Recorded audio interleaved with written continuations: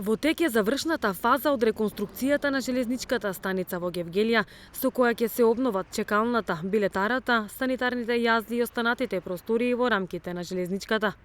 Но исто така се санира и обнови фасадата на објектот, со што железничката ќе добие нов лик. Станува збор за објект кој е прогласен за споменик на културата, поради што и реконструкцијата беше забавена.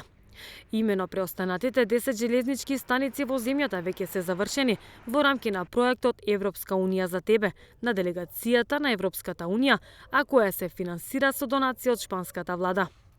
До крајот на годината железничката станица во Гевгелија ќе треба целосно да биде готова, а тоа значи внатрешна реконструкција и целосно обновена фасада.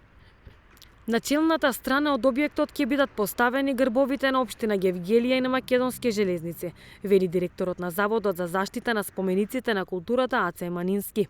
При тоа објаснува дека изведбените работи на овој објект се забавени поради потребата од целосна примена на законските одредби за заштита на споменици на културата и изработка на посебни елаборати.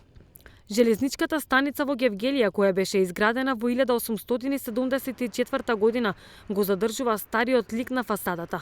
Најавена и можноста за урбано уредување на просторот околу старата локомотива, што се наоѓа пред железничката станица во Гевгелија.